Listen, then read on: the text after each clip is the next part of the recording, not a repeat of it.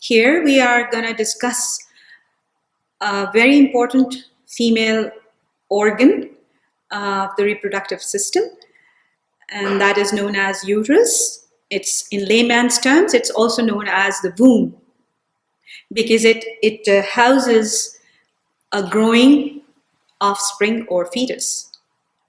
So as you can see over here, I have a small clay model in front of you. This is a model of the uterus representing its shape and roughly its size. It's a pear-shaped organ, fibromuscular, mainly muscular organ. I would say that it's the largest collection of a smooth muscle in the body. So it's a muscular organ of pear-shaped, mostly in a non-pregnant state. It's lying within the true or the lesser pelvis. And I'll show you in a couple of minutes, I'll show you its position inside the body. When we talk about the dimensions of the uterus, it's like in a non-pregnant nulliparous state. Its length is almost up to 8 centimeters. Its width is up to 4 centimeters. And the thickness of the wall of the uterus, of a non-pregnant uterus, is 2 to 2.5 centimeters. Okay? Uterus, it's a house for the fetus. Obviously, as the pregnancy progresses, it has to expand. And that's why I just told you it's the huge collection of smooth muscle fibers which have a capability to stretch beyond limits. Okay? We'll talk about the regions, the structural regions or the anatomical regions of a uterus. We know that the two tubes, also known as the uterine tubes or the ovarian tubes, they are opening up into the walls of the uterus on either side. So imagine these pipe cleaners are the uterine tubes. First, we have to visualize this concept. Okay? So the two uterine or the ovarian tubes of the fallopian tubes are opening into the walls of the uterus or the cavity of the uterus. By the way, uterus is hollow from inside, although its cavity normally is anteroposteriorly compressed in a non-pregnant, non-gravid state. Okay? The anterior wall and the posterior wall are approximating each other, so it's collapsed. Except for a region where the two uterine tubes are opening, the entire uterus in a non-pregnant state, it's generally collapsed. Okay? But it has a cavity. It has to have a cavity. So when we talk about the regions, mainly the uterus is divided into a body and a lower segment which is known as cervix. But we further subdivide the body. Okay? The part of the body which is lying above the entry or the entrance point of the two fallopian tubes is known as the fundus because it's like a balloon-shaped region. It is a part of the body, but it is lying above the entry points of the two fallopian tubes, and it is like a dome. Okay, it's facing the above, overlying abdominal cavity, although it's lying within the lesser pelvis, but it's facing the abdominal cavity and it's covered by peritoneum. Okay. Then the part of the body which is receiving the two fallopian tubes, it's also known as the cornu, uterine cornua, or the uterine horns, because it looks like bull's horns. Okay. So this region, which is receiving the two fallopian tubes on either side, is known as the uterine cornu or uterine horns. Then the part of the body which is lying below the level of entry of fallopian tubes is known as the body. And As it is narrow, I'll show you the cut section through the uterus on a drawing. So you will be able to appreciate that it's a narrow region as compared to the fundus and the cornu. So this region is also known as isthmus. Okay, any narrow region is also known as isthmus. So the body of the uterus is having three segments or three regions. Fundus, which is lying above the entry point of the fallopian tube. The cornu, which are receiving the two fallopian tubes. And the isthmus, or the proper body, which is lying below the entry point of fallopian tubes. The part which is like a neck, as if it's the neck of the uterus. So we call it cervix, cervical or cervix, okay? So this narrowed off region is the cervix, or the lowermost part or region of the uterus. Cervix, we'll talk about it in detail.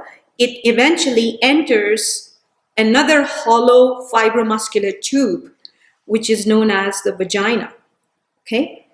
So a part of the cervix is in continuation with the body above, and the part it's entering the vagina, or it's like protruding into the vagina. Okay, so we have named the cervix in like two different ways, the endocervix and the ectocervix. I'll talk about it in a couple of minutes. Okay, now these were the regions of a normal uterus, a nulliparous uterus, or a non-gravid uterus. Okay, but these regions, of course, they change their shape, they get expanded in gravid state. Like, for example, if I talk about the fundus of the uterus is normally lying within the lesser pelvis or the true pelvis. It's lying like it's a pelvic organ. It's a pelvic component. But as the pregnancy advances, like up, if I talk about the term complete, like at the 9th month of pregnancy, this fundus of the uterus can reach up to the xiphoid process or the xiphisternum of the breastbone. So this is how it just balloons up and goes up into the abdominal cavity.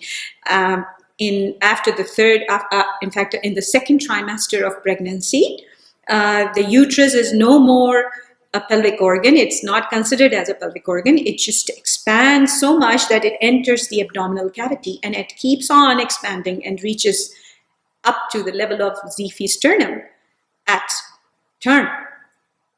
Okay, so the normal position of the uterus in the body is, you definitely have read it at many places. It's anteverted and flexed. Ante means forward, verted, forwardly bent, and forwardly flexed. Okay, so imagine my hand.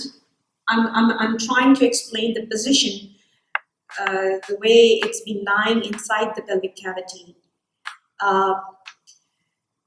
The wrist region is the vagina. My palm is the cervix, and my fingers are the body and the fundus, like different regions of the body. Okay, so vagina, cervix, and the body. Keep this fact in mind. Okay, these landmarks. When I say anteverted, so there is an angle between the cervix and vagina. Okay, anteverted. It's almost 90 degrees.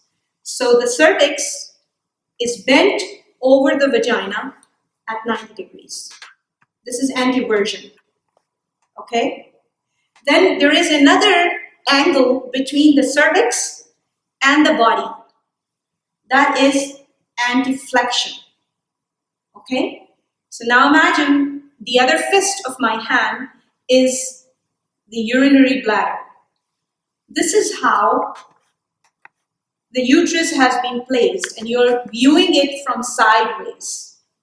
So the vagina, cervix, So anteflexion, anteversion, and then cervix and the body anteflexion. And this is the bladder. So that is how the body and the fundus part of the uterus is resting on top of the bladder, on the superior surface of the bladder. Okay? So it's like a swan, you know, somewhat like a swan. This is how the uterus is being placed in the body. This placement or position, these two angles are playing a pivotal role. They are very important. Okay? If we lose these two angles, or either one of them, there would be problems. Okay? Sometimes, genetically or congenitally, babies have a retroverted. Retro means behind. So this angle is lost. The angle between the cervix and the vagina is lost. So the uterus is being facing backward instead of forward. It's backward. Okay? Retroversion. And in some people, it is also retroflexed. So it's like this. Okay? So this is the bladder, but the uterus is not lying on top of it. Instead, it's lying inside, like at the back, between the bladder and the rectum. Okay? So this is not a normal position. And many females who are suffering from this congenital malformation, it's really difficult for them to conceive. Actually, conception is easy, but to retain that conception. So they suffer from miscarriages, abortions in early stages. Why? Because normally, in a normally placed uterus, anteverted and anteflexed, the conceptus gets implanted into the posterior superior wall of the uterus. And due to these two angles, like there is an angle between the cervix and the body, so the conceptus has been implanted here. Okay? And then there is another angle between the cervix and the vagina. So there are less chances of slipping off, because as the conceptus would be growing inside the lining, the epithelium of the uterus, it will be increasing in size. So there are likelihood of getting early abortions in cases of a retroverted and retroflexed uterus. Okay, normally you have to keep in mind in a woman in a gravid state, the uterus, this anteflexed angle is being lost as the conceptus is growing into an embryo, and then embryo becomes a fetus. So there is anteflexion. It's it's losing the uterus. The fundus is facing upward towards the ZP sternum. It's moving up, going into the abdominal cavity, expanding like a balloon. And then eventually this anteversion is also lost. Okay? But that is a gravid uterus. A non-gravid uterus is maintaining these two shapes, these two positions. Okay? So here you can see on this model the position, the normal non-gravid position of a uterus is anteflexed and anteverted. Okay, the angle between the vagina and the cervix, and the angle between the body and the cervix. So this angle. Okay, these two angles. And this is the urinary bladder, the top surface of the bladder. It's a mid-sagittal section through the pelvis. So this is symphysis pubis. Just behind the symphysis pubis is the urinary bladder. On top of the bladder is resting the fundus and the remaining body of the uterus, and then the cervix. And then if you look in the posterior relations, this is the rectum, the last part of the gastrointestinal tract, or the large intestine. Okay? So if I say the uterus is anteriorly related to the urinary bladder, the base of the bladder, and posteriorly related to the rectum, I won't be wrong. Okay. The cervix is continuing itself into the vagina. It's the lowest part of the uterus. Vagina is a separate tube, and embryologically also it develops separately from a separate source, while the uterus and the cervix, they are developing from one source. Okay, so we'll be talking about it. When we talk about the supports, how does this uterus maintain this shape or this position, as well as it just maintains its shape in normal circumstances? With the help of many ligaments, muscles, organs. As we can see, it's a compact region. Okay, so first of all, supports coming from the other viscera. So anteriorly, it's getting the support from the urinary bladder, also the base of the bladder. And posteriorly, it is getting support from the rectum and the anal canal. These two organs are, flanking the uterus from front and from behind.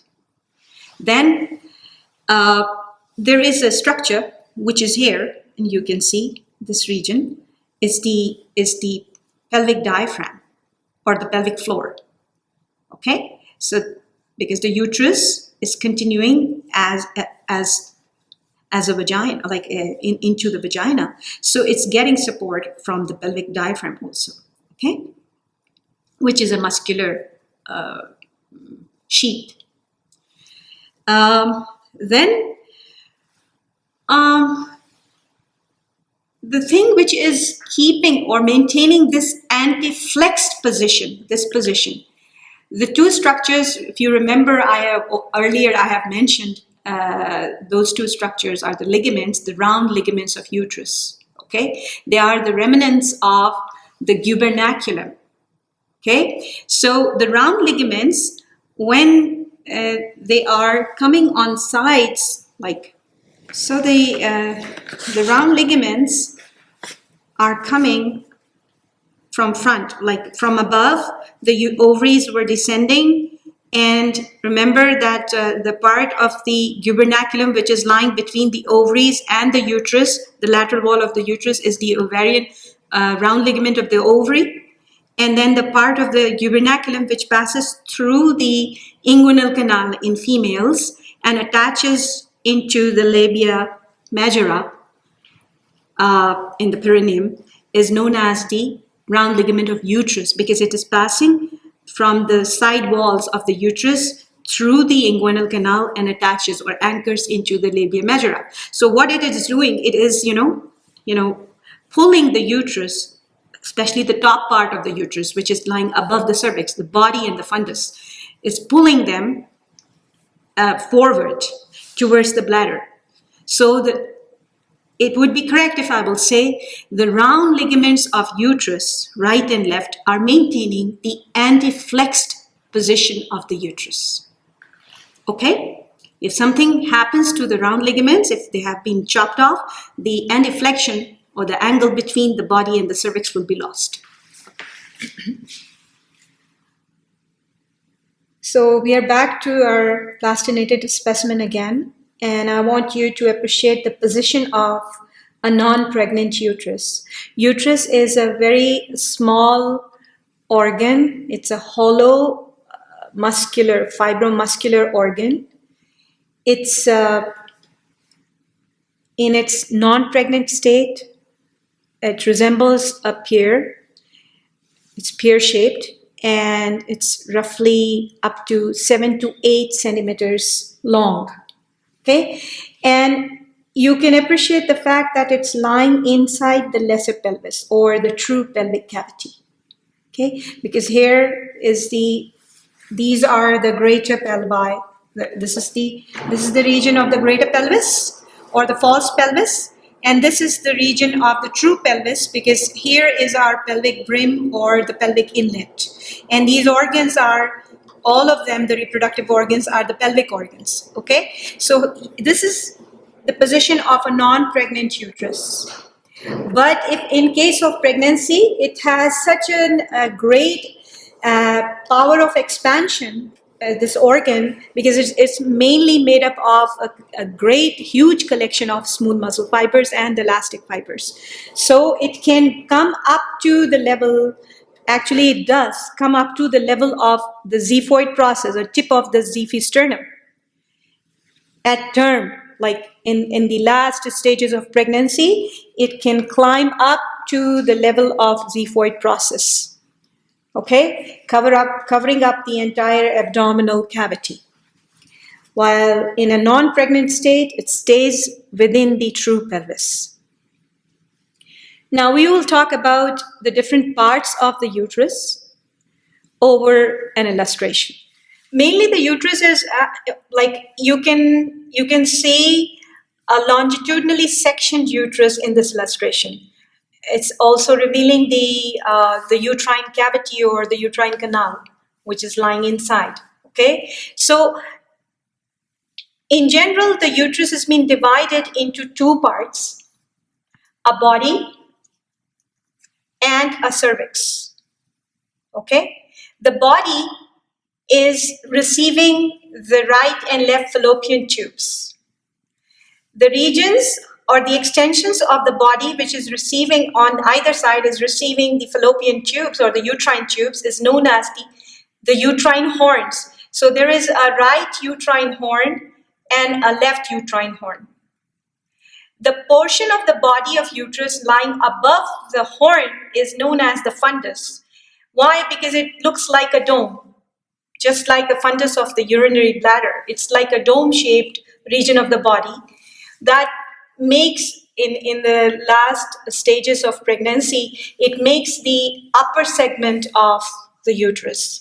It participates in the formation of the upper segment of uterus in the obstetrician's terms. Okay, so the part of the body above the horns is the fundus, and the part lying between the horn and the cervix is actually the true body, and it's narrowing down. If you look at the uterine canal or uterine cavity, you can easily appreciate that the cavity of the body tapers down as it is going towards the cervix. It is tapering off. This tapered off region is known as the isthmus because it's the narrowest region of the uterine cavity or uterine canal. This isthmus, it just creates or provides a divide.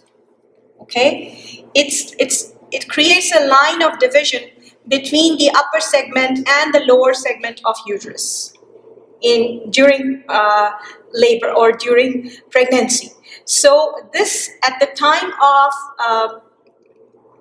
delivery, in case of a cesarean section, isthmus is the region which is being taken as, the most of the cesarean section incisions are made in the region of isthmus, the narrowest part of the uterine canal.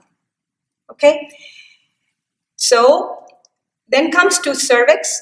The cervix is the lower 3 centimeters of the uterus, which actually is joining the vagina, or it's opening up into the vagina.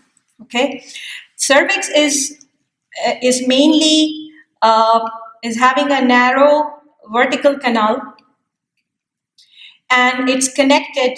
The cavity of the cervix is communicating with the cavity of the uterus through an internal os, and it's connecting or communicating with the cavity of vagina through external os.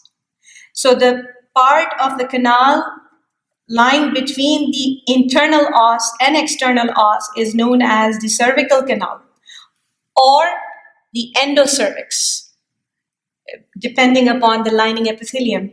So it's known as the endocervix, while the portion of the cervix which is protruding into the vaginal cavity or into the vaginal wall is known as the ectocervix. Okay, the vaginal part of the cervix is also known as ectocervix. The supravaginal part of the cervix is known as endocervix. So with that relation, we can call it the endocervical canal.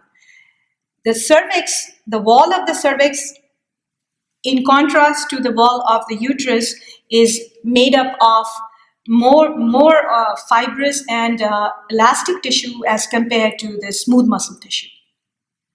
Okay. In this section, we can also appreciate the 3 layers present in the wall, or they are making the wall of the uterus. The innermost layer is known as the endometrium. It's a specialized form of epithelium, and it's lining the entire cavity, starting from the fundus till the cervix. The endometrium, after the endometrium is the myometrium. Myometrium is the thickest layer of the uterine wall, and this is the layer which holds the network, the plexuses of blood vessels, which will be supplying the endometrium. So it's a very important layer, and this is the layer which gets hypertrophied in case of pregnancy. And so much so, as I have told you, that the uterus is starting from the lesser pelvis or the true pelvis, it can reach up to the level of xiphoid process till the end, at the end of pregnancy. So there would be a huge, extensive hypertrophy of the smooth musculature of myometrium. Okay. Then covering the myometrium from top is the perimetrium. When we will look at the relations of the uterus, we will find that the peritoneal cavity, or the peritoneum, is not covering the uterus completely, but it's covering it partially. So the anterior surface of the uterus is mainly covered by adventitia, the surface which is clasped between the superior surface of urinary bladder and the uterus is being covered by the adventitia, while the surface which is lying between the rectum and the abdominal, facing the abdominal cavity, would be lined by the peritoneum, so the serous layer. So the perimetrium is, in 2/3 of uterus, is made up of this serous layer, while anteriorly it's been covered by adventitia. Okay. So on either side are the right and left lateral fornices. I hope that you're able to see. Okay. Yeah, the lateral fornices. So if I insert my finger for examination, and if I'm palpating through the lateral fornix, remember that in front of the uterus is the bladder, and at the back of the bladder, the 2 ureters are coming and they're opening into the urinary bladder. So through the lateral fornix, I would be able to palpate the ureter. And which vessel is related to the ureter in females? It's the uterine artery. Okay, so the uterine artery and the ureter can be palpated by like through the lateral fornix. Okay, now we are left with the posterior fornix. This one, the biggest, the largest one, the deepest one rather. Okay, this posterior fornix, if I insert my finger, or let me use the model now. Okay, here. First, focus on this, the vestibule of vagina, which is lying below the pelvic floor. Okay, and this is the vaginal cavity of the tube. And focus on the relations. Anteriorly, because this is the symphysis pubis, urinary bladder. This is the neck of the bladder, and then urethra. Okay, so vagina basically is anteriorly related to the neck of the bladder and the urethra, while posteriorly it is related, the vagina is related to the anal canal. This is the anal canal. Okay, now if I am entering through the vaginal vestibule, entering through the cavity, like and the vaginal lumen, this is the region. Look at this. This is the cervix, ectocervix. So the anterior fornix, which I just have described, and you can see the relationship. If I examine the anterior fornix, through anterior fornix, I will be able to palpate the bladder. The lateral fornix is not very much evident because it's a mid-sagittal plane. It's a section, longitudinal section, so you can't see the lateral fornix, but we know it does exist on either side. Then the deepest one is the posterior fornix. And through the posterior fornix, I would be able to palpate the anal canal or the rectum. And like I can perform a rectal examination, like through the posterior fornix. And you know, this fornix is most commonly used for the culture-synthesis. If I am inserting a needle through the vagina, enter the fornix, the posterior fornix, and here you remember that there is the cul-de-sac or the pouch of Douglas between the uterus and the rectum, the recto-uterine pouch. So I can insert my needle into the cavity of the cul-de-sac through the posterior fornix, posterior vaginal fornix. Okay. Also, when we talk about the palpation, I can palpate through the posterior fornix. I can palpate the sacral premonitory, the coccyx. You know, and also the two ligaments, the uterosacral ligaments. Remember that the ligaments which were holding back the uterus into its anteverted position. So that the right and left uterosacral ligaments can be palpated through the posterior fornix. So this is the vaginal fornices are like wing-like expansions which are encircling the vagina. They are encircling the cervix, and they are like they provide recesses.